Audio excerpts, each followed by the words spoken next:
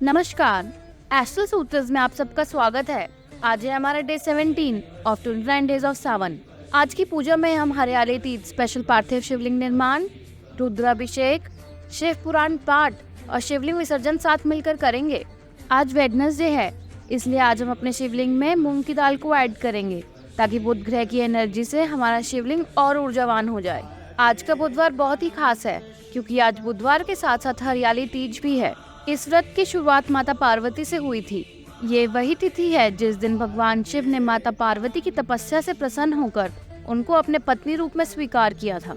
पार्वती जी के आग्रह करने पर भगवान शिव ने एक और वरदान देते हुए कहा कि जो भी कुंवारी कन्या इस व्रत को रखेगी उसके विवाह में आने वाली बाधाएं दूर होंगी। विवाहित स्त्रियां अपनी पति के लंबी उम्र के लिए यह व्रत रखती हैं, तो कुंवारी कन्या भी मनोवांछित वर प्राप्ति के लिए यह व्रत रखती हैं। हरी चूड़ियां पहनने और मेहंदी लगाने का इस दिन रीति रिवाज है। इस दिन शिव पार्वती जी की पूजा करनी चाहिए और व्रत कथा अवश्य सुने। कथा को लेकर ऐसा पौराणिक मान्यता है कि भगवान शिव माता पार्वती को पूर्व जन्म की बात सुना रहे थे। कहानी को सुनाते हुए शंकर जी पार्वती जी से कहते हैं कि हे पार्वती, तुमने पति के रूप में मुझे पाने के लिए कई सालों तक तपस्या की है। तुम्हारी कठोर तपस्या के दौरान तुमने अन्न और जल का भी त्याग किया। उसके बाद मैं तुम्हें वर के रूप में प्राप्त हुआ। माँ पार्वती को बात बताते हुए भगवान शिव कहते हैं कि पार्वती, एक बार नारद मुनि तुम्हारे घर गए थे। घर जाने के बाद नारद मुनि ने आपके पिता से कहा कि मैं विष्णु जी के भेजने पर यहाँ आया हूँ। विष्णु जी ने स्वयं आपकी तेजस्वी कन्या पार्वती से विवाह करने का प्रस्ताव भेजा है। नारद मुनि की यह बात सुनकर पर्वतराज बहुत प्रसन्न हुए, परंतु नारद मुनि की यह बात जब पर्वतराज ने आपको बताई तब आप यह प्रस्ताव सुनकर बहुत दुखी हुए। फिर इस बात का जिक्र तुमने अपनी सखी से किया, तब तुम्हारी सखी ने तुम्हें कठोर तप करने की सलाह दी। इसके बाद तुम मुझे अपने पति के रूप में पाने के लिए एक जंगल की गुफा में चली गई।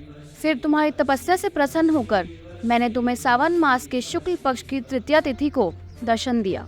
इसके बाद तुम्हारी मनोकामना को पूरा करने का वचन देते हुए मैंने तुम्हें अपने पत्नी के रूप में स्वीकार कर लिया। इस दौरान तुम्हारे पिता भी तुम्हें ढूंढते हुए उस गुफा में आ गए।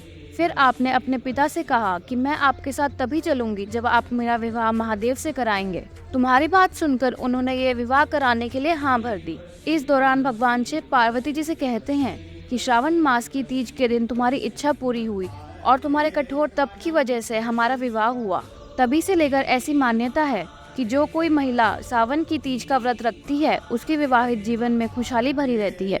इसी के साथ हमारी हरियाली तीज की कथा यही समाप्त होती है।